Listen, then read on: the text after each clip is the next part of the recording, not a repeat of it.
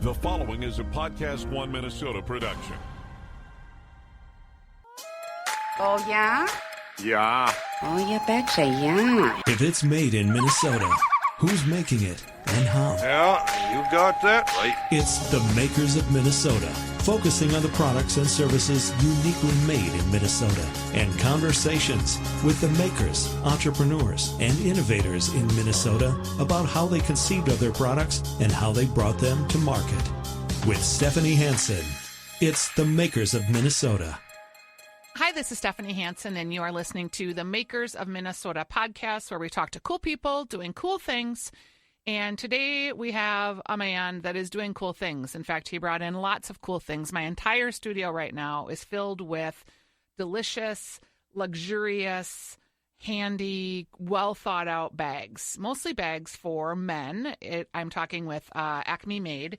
And Mike Knorr, who is one of the developers at the company, and he has just gone through a bunch of these bags and shown me a bunch of their features. And Mike, you are a company that is manufacturing at Airtex Group. Is that how that works? We just kind of went through the ownership piece, but you took an interest in Acme Made. You brought it to the Twin Cities. You are manufacturing here in Airtex, which is a Minneapolis-based 100-year-old design manufacturer of textiles, right? That's right. Hi, Stephanie. Hi. Thanks Sorry, for having me. should say hi. I very much appreciate it. Great intro, by the way. Oh, thanks. So the Airtex Group is a 100-year-old Minneapolis-based textile manufacturing company. It's been here. So cool. It's very cool. Yeah. It's started, it's got a great history. It started with flour bags and potato sacks. Cool. And it's always been in the same family. So it's in the Miller family. And my business partner, Mike Miller, is still involved and is the CEO of the Airtex Group. Okay, so you decide, how did you hook up with Mike and decide I'm going to take on Acme Made? Yeah, great question. For 20 years, I was in consumer product goods. And eventually... Did you make them or market them? Yeah, both. Okay. It was everything. Marketing, selling, what was developing. Give me an example of something that you developed. One of my favorites, I worked for a company, Thule, a Swedish company. Yep. And I was doing cycling products for commuting. Cool. And so we came up with some really great, innovative designs in the cycling community and launched them globally. And this sounds really dumb, but I do cycle, and I like to cycle commute, but I still, to this day, do not have the best bag for it because all of the cycling commuter stuff seems to be built for men. It doesn't have, enough room for, my makeup bag, my computer, my clothes. It feels like, if I was just a dude and I only had a hairbrush and a can of deodorant, I'd be fine. But I end up with a backpack and then I'm tipping over. So anyway, we will talk about commuter. Yeah, it's a great bags. topic. And, you mentioned it. And a lot of the bags that we have today do have sort of a male focus to them. But, this just in, there's a lot of women in the world and they have a lot of influence over purchasing. Yes. So therefore, it's interesting with Acme Made, the brand was originally focused on more female-oriented products. Uh-huh. And there were some great, quirky, fun handbags. Yep. And we're definitely bringing the brand back that direction. So when we relaunched the brand a few years ago after we purchased it, it started out with sort of the black bag look that you see around you today because that's what sells in volume. And what's cool about that is, I can see that getting into a marketplace that a cool man bag, whether it's a man backpack, and I'm just being sexist here, so the bags for men, we all know what those are for the sake of this podcast, that would be an easier space to carve out than trying to carve out in the women's market. So sort of starting out in the men's market and then moving it backwards seems really smart, actually. Here's the cool part about that. So when we, Acme Made is a 16-year-old brand. It was developed by an ex-Apple designer in San Francisco. When I formed my own company, we were working with a company that owned Acme Made, purchased the brand, realized the heritage that it had, and that it had been somewhat neglected over the past 4 or 5 years. A really good time to buy it. Yep. And as a brand builder, we were excited about it. And we found out how excited the customers, the existing customers, were that we were relaunching the brand. And so we knew that we initially had to have that sort of stabilizing factor of a black bag Yes. portfolio. Smart. That built off of the computer sleeves that were really successful. But we have a clear direction to develop bags that were more like they were when they were originally launched. Handbags, fun, trendy. Yeah. The trendy part is really hard. The trendy part comes and goes, and you have to be really smart about how you're designing and what you're doing, because the time it takes to get to market, you can make a mistake on a trend and be left with a lot of inventory. Right. Where the marriage with Airtex became perfect is that in-house is a design team that is focused on trend in a variety of different categories, not just bags. So everything from window coverings to pillows to throws, all sorts of home textiles. And we have a fantastic design team, all of whom are women and all of whom are experts in getting information from a variety of places around the world and applying to those products. But they also work for bags. Yeah. And so we have this opportunity and are using our internal design team to develop new families of bags and other products that will fit under the Acme Made brand. Clearly, they're women focused. Yeah, because there's a lot of cool, just looking around the room here at all the stuff you brought me, there's a lot of cool things in here. I'm kind of a bag freak. I worked with a woman who was part owner of J.W. Hume in St. Paul. I had a bag that I loved so much, and then it got stolen out of my car, and she was a personal friend, and we spent time like developing this bag together. I think they call it the St. Clair. And it became a very top-selling bag for them. I love a tote. There are certain things in bags that I find like very consumable as a woman, and I want to buy them. I will buy more than one. I will buy a lot. And there's some weird things, like we've talked to folks that I like the chargers in the bag. Those are cool. I just saw this actually right before you came in here. I was searching for a new bag online, and I'm not even kidding. Nice. They had a neoprene kind of holder that allowed you to put a water bottle in your tote, but it stayed upright and not flop over. Sure. Because I'm a thermos person. Yeah. So there's just some really cool things that make a bag incredible. And bags to me are kind of like cars. It's all about like the cup holder and the accessories. Yeah.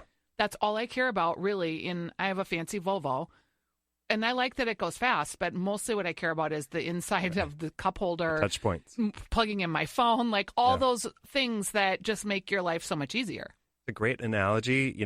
After years and years of observing consumer behavior when it comes to bag purchases, it's less about the specific, say, look of the bag or even the way that it feels. Yep. And more about does it fit me as a personality? And the functionality Exactly. of it. Does it have the things? Are the zippers, do they feel like they're in the right spot? Are the touch points nice to grab onto? Does it, is it easy? Is it lightweight? Is it easy to pick up? And then materials and the look, and then the hardware is a really big deal. People really care about the way the hardware looks. And the other part about it, which you alluded to, is it's sort of transitional in terms of, they'll use it for a year.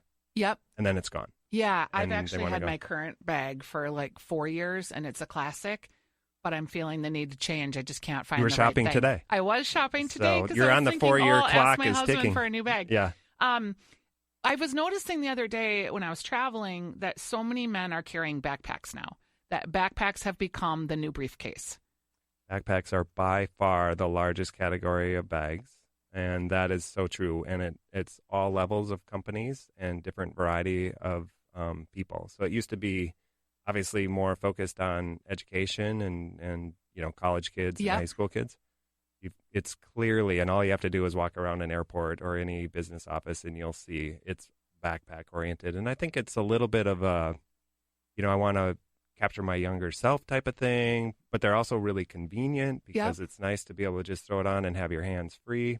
And there certainly isn't a stigma related to it. And you can see, some of the backpacks we've designed have a upscale feel to them for that purpose. And the fabrics are interesting, like kind of almost feels like a neoprene, kind of a shiny, techie North Face bag feel to it. You've got hidden pockets. There's sleeves for computers. When you are putting a bag together, like, how do you know it's going to be a total home run? Do you test it? Do you focus group it? How do you know? Yeah, great question. It's not easy. That's it's you would think that it's fairly simple to put together a bag. It's cut and sew, sewing machine, that kind of thing. But there's a few barriers to entry on this that make it hard. And one of them is you don't know. So you do test. You use your own knowledge, your own history. A design team that understands what works from a manufacturing perspective is important because you could design the greatest bag in the world, but if it's really impossible to manufacture, then focus groups can sometimes be part of it. A lot of times it's our own employees, our own people, and we have a great team of people that are constantly watching and observing what people are doing with bags. We use our own bags a lot during the development cycle. Typically, for us, we'll start with a concept, and it's usually a family of 4 type of bags. Yep. And we'll go through a development period that takes about 6 months.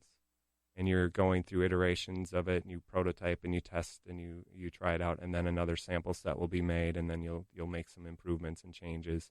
And we get together collaboratively, whether it's our marketing team or our design team or product development people. We have the right people in the room, and we're walking through step by step to see the vision come to life. How do you feel about fanny packs? They're back. I know, in like a big way. Yeah, exactly. Again, that's that trend piece. Do you see men using fanny packs too? I've seen men using them. Yeah, but it's not on trend necessarily. Yeah, right. It kind of depends. I was in Asia a few times earlier this year, and you see it a little bit more there. Yeah. So it's a little bit geographic, I think. And how about the merce, the man purse? Yeah.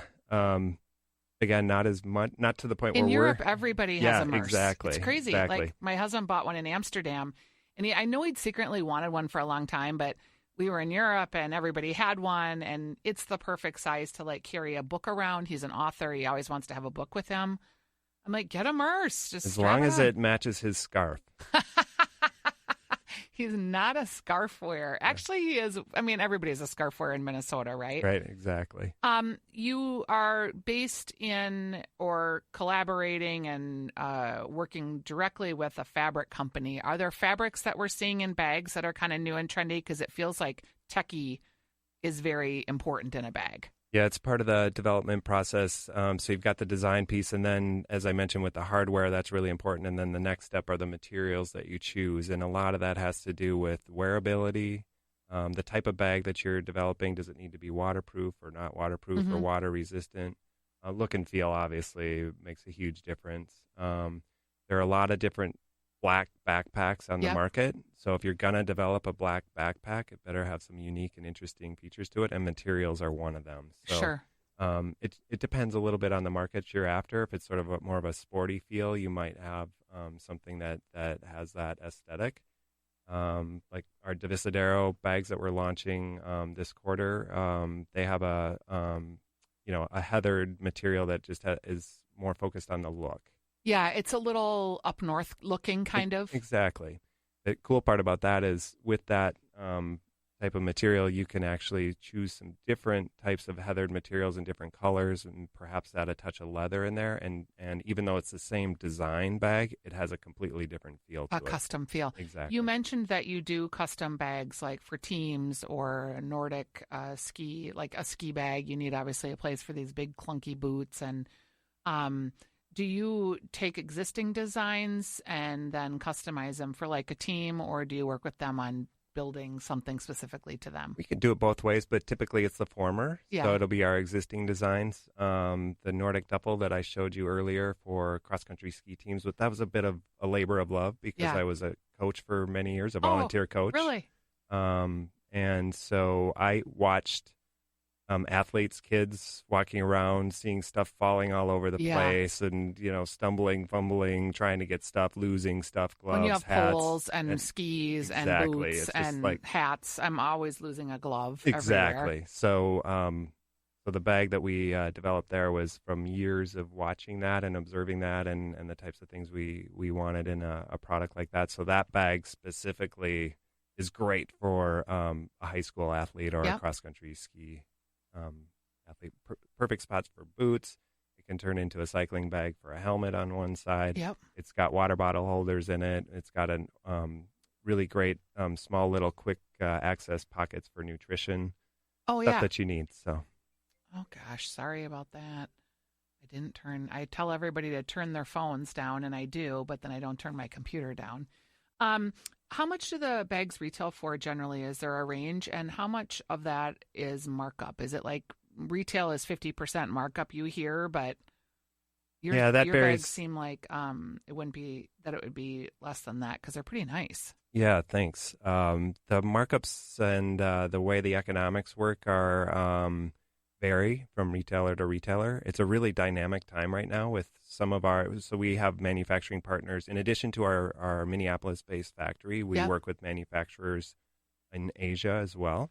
And it's very dynamic right now in terms of the economics changing and where we're manufacturing. And we have partners in China, Taiwan, Vietnam, Cambodia, and India. Okay. And what it does is allows us to work within economics depending on the volume scale. So a typical bag in a retail space is maybe 4 times what it costs to make it, something like that. I would have thought it would have been less. So that's yeah, great. it depends. I mean, if you think about all the different people that are involved in bringing it to market, you just slice up the pie and figure it out. And the retailers have a huge part of that because they have, all the brick and mortar that goes with it, or even an online situation. Do you think you'll ever have a brick and mortar? Like, how do people get your bags now besides online at Acme Made? Yeah, acmemade.com is the best, direct way, but you can find us on Amazon. We will be in Staples in Q1. So Okay.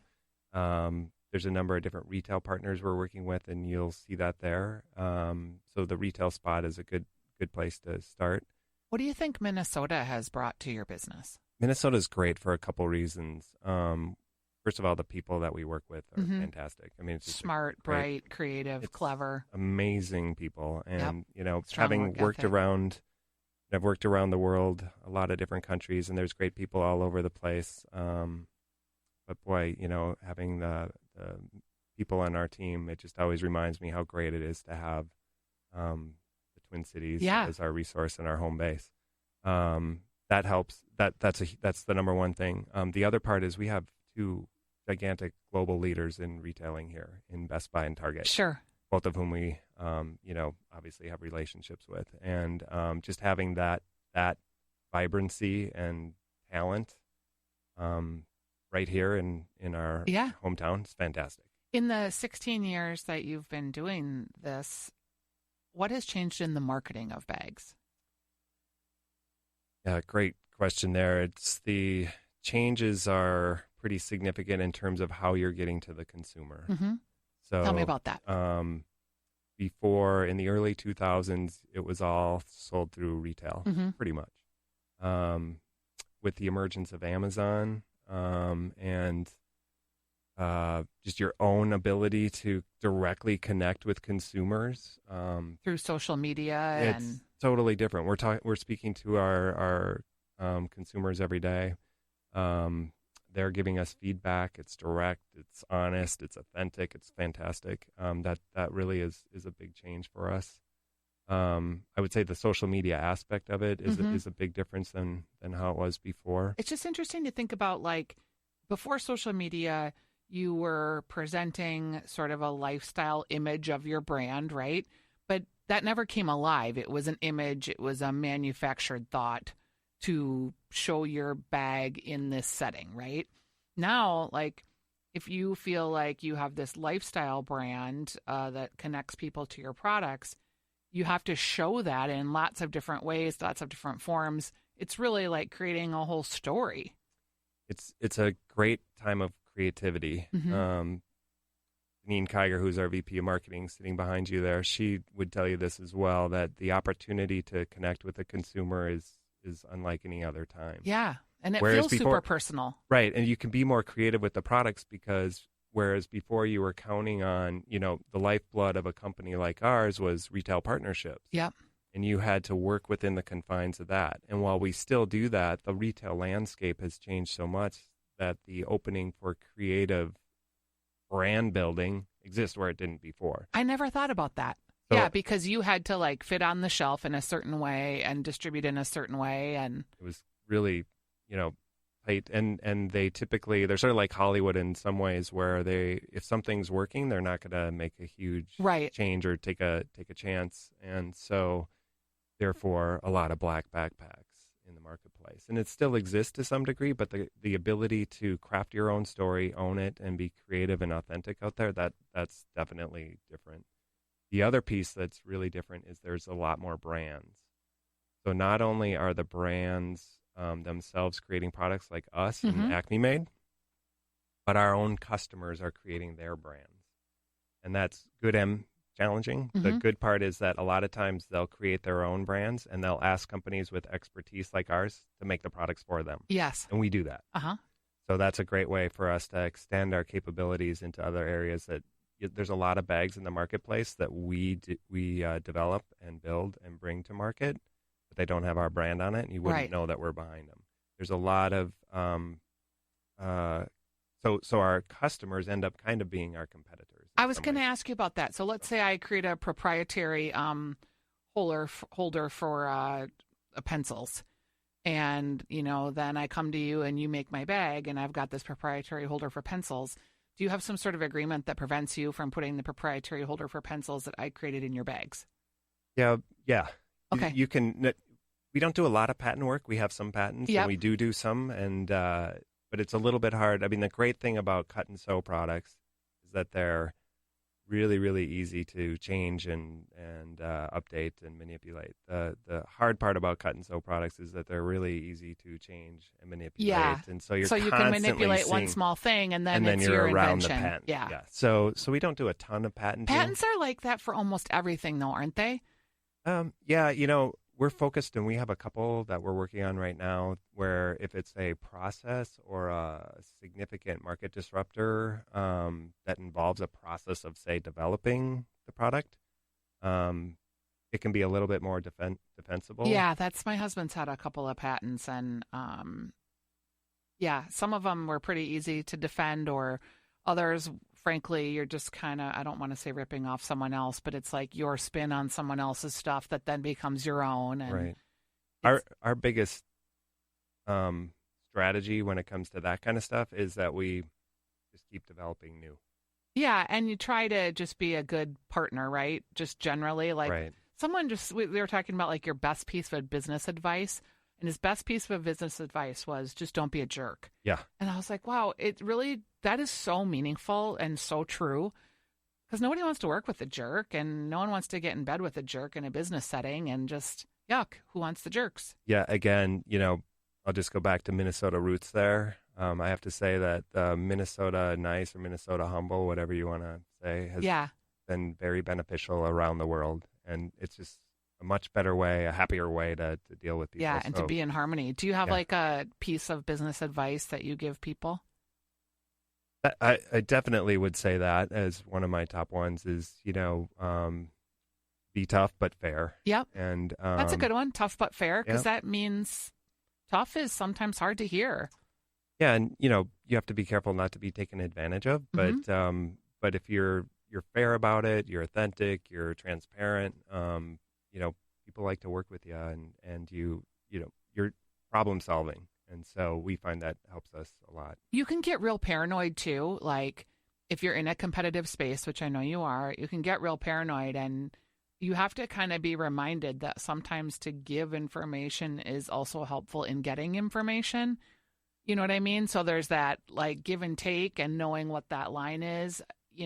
Sometimes you have to get real with yourself and be like, well, I'm not really making the secret sauce here, Was at this negotiating seminar 3 weeks ago, and one of the things that was a really great learning was that you would think in a negotiation situation that you would do everything you can to be not the first person to say something, not to be the first person to put the stake in the ground. Mm-hmm. But the advice during this seminar was to do the exact opposite. And they called it anchoring. And you put your anchor in the ground at the spot where you're working towards. And they had statistics, and I don't remember the exact numbers, but it was something like 70 or 80% of the time, the party that anchored it on a number first ended up within that as the final number. I think that's probably all the totally time. true. My Yeah, it was sister's a really, lawyer. I'm going to tell her that one. Yeah, it was a really great thing because we're constantly negotiating. Always, it's always a negotiation, whether it's with our customers or with vendor partners or suppliers or even internally. If you think about all the times during the day that you're doing that, it's good to be cognizant of your negotiation skills. Where do you get inspired creatively? Like, do you listen to podcasts? Do you like music? Do you read books? I like endurance athletics, cycling and skiing, and my head's clear. And, I think of a lot of things while I'm doing, while I'm outside. Yep. That's really, I draw my inspiration there. It's sort of, you don't have a choice when your, heart's beating 180 a minute. You're definitely have a clear head and you're just thinking about different things. I find that's where I do my best. Huh. That's interesting. Are there other people in town that have inspired you, like that you think are good product developers or foods you like, or? There's people in our own building that I definitely think are fantastic developers. Just by traveling and seeing different parts of the world, I'm always inspired by seeing what other people are wearing and doing and how they're, particularly bags. Is there a place where you've gone where you're like, wow, if everybody could see this, it would just be amazing? There's a lot of places like that. So I'll just give you a couple recent examples. Sure. You've traveled a lot. Yeah, it's global for us for sure. Yeah. And I guess that's really part of the fun. I and my family summited Mount Fuji this summer. Well, on the end of a business trip to Tokyo, and Japan and Tokyo is always fascinating to me. Love it. It was the first time walking up the side of a volcano, though, and there were some really great people there that were carrying lots of different kinds of bags, so it was fun to see that. A couple weeks ago, I was in Ho Chi Minh, and we have manufacturing partners there, and that's a really fascinating city with people. I think I'm going there around. this spring. Oh, you'll love it. It's really amazing. So that's cool. All right. So, where's your favorite place to eat in Minneapolis? Good question there. I think I'm going to have to lean towards my side of town, if that's okay. Yeah. In downtown Stillwater, there's a little restaurant called Lolo. My wife and I like date night I like that there. restaurant. Yeah, so we go I there. just stayed at the Laura Hotel for the first time. Awesome. That's really nice. It was really nice. Yeah. And they actually feature a ton of Minnesota products in the room. Oh, that's cool. Which was cool. Yeah. And I know they were intentional about it. I happened to get a press release very early on, but I thought it was really cool. It was a nice touch. Also, there's a good restaurant there, Pearl and the Thief. Have you? Pearl and the Thief is another good one. Yeah, a good one. Yeah, the whole downtown's open to us now that the bridge configuration. I forgot how I haven't been at Stillwater. We used to go all the time to eat at the San Pedro Cafe. Right. I love that place, and it had been a while, and I was like, I just forget how much cute shopping and fun places to drink, and No Neck Tony's makes a good Bloody Mary, and it was all good. Cool. Well, thank you for coming in today. I really appreciate. I appreciate meeting you. I'm looking forward to tell me the name of the brand of the new line of the bags that you're launching. I want to say Desdemona, but I know that's not right. The names of our families, which consumers never really focus in on, but we come up with creative names. It's actually a street in San Francisco. Okay. Divisadero. It sounds like a street in San Francisco. Yep. And when you have a family of bags, does that mean they come together from a fabric perspective? Yeah, they have the same aesthetic. So you might have one that's really focused on a traveling bag, so a larger backpack. You'll have a commuter bag that is more like your daily bag that you use every single day. And then some people would prefer an attaché case that's got a little bit more of a briefcase look to it. So that's typically in there. And then in Divisadero in particular, we chose to do a messenger bag, which can be used, whether you're bike commuting or not. It's just a little bit, different look to a bag. Kind of hangs sideways. Exactly. It's got a sling look to it. Yeah, there's a lot of cool bags in here. I wish you guys the best of luck. It was very interesting to talk to you. And I look forward to catching up with you maybe in like a year or so. I'm starting to circle back on some folks that I've talked to in the very beginning to just see how the Divisadero bag did. Thanks so much, Stephanie. It's been great to meet you, too. All of us at Acme Made, thank you.